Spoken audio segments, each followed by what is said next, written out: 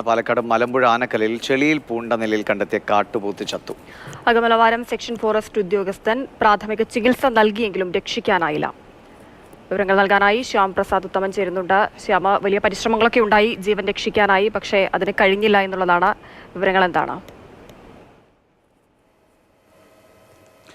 ആനക്കല്ലിലാണ് ഇന്ന് രാവിലെയോടുകൂടി കാട്ടുപോത്തിനെ ചെളിയിൽ പുതഞ്ഞ നിലയിൽ കാണുന്നത്. അകമലവാരം സെക്ഷൻ ഫോറസ്റ്റ് ഉദ്യോഗസ്ഥരും അതോടൊപ്പം തന്നെ വെറ്റിനറി ഡോക്ടറും അടക്കം അവിടെ എത്തി ചികിത്സ നൽകിയെങ്കിലും ജീവൻ രക്ഷിക്കാനായില്ല. രാവിലെ 7 മണിക്കാണ് ഈ കാട്ടുപോത്തിനെ നാട്ടുകാർ കാണുന്നത്. ജനവാസ മേഖലയാണ്. ഈ ജനവാസ മേഖലയും കാടും തമ്മിൽ ഏകദേശം 100 മീറ്റർ പോലും ദൂരമില്ല. കാട്ടിൽ നിന്നും മേയാനായിട്ട് നാട്ടിലേക്ക് ഇറങ്ങിയ കാട്ടുപോത്താണ് ചെളിയിൽ പുതഞ്ഞ നിലയിലാണ്. കാരണം ആ പ്രദേശത്തൊക്കെ കൃഷിയും കാര്യങ്ങളുമൊക്കെ ഉണ്ട്. ആ കൃഷിക്കും മറ്റുമൊക്കെയായിട്ട് വെള്ളം ശേഖരിക്കുന്ന സ്ഥലങ്ങളുമൊക്കെയുണ്ട്.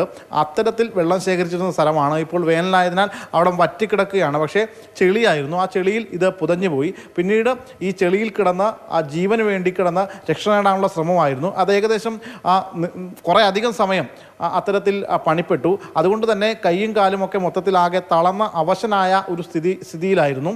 തുടർന്ന് ഈ ഈ ഫോറസ്റ്റ് ഉദ്യോഗസ്ഥരും വെറ്റിനറി ഡോക്ടറും അടക്കം ഉള്ള ആളുകളെത്തി. അതോടൊപ്പം തന്നെ നാട്ടുകാരും ഈ രക്ഷാപ്രവർത്തനത്തിൽ പങ്കാളിയായി. ഈ പോത്തിനെ അവിടെ നിന്നും മറ്റൊരു സ്ഥലത്തേക്ക് മാറ്റി കിടത്തിയെങ്കിലും പിന്നീട് ഈ പോത്ത് എഴുന്നേക്കാൻ പറ്റാത്ത അവസ്ഥയായിരുന്നു. വെള്ളവും മറ്റുമൊക്കെ കൊടുത്ത് ഈ ശരീരത്തെ ആകെ ചൂട് കൂടിയതിനാൽ വെള്ളമൊഴിച്ച് തണുപ്പിക്കാനുള്ള ശ്രമമൊക്കെ നടത്തിയെങ്കിലും പക്ഷേ ജീവൻ രക്ഷിക്കാനായില്ല.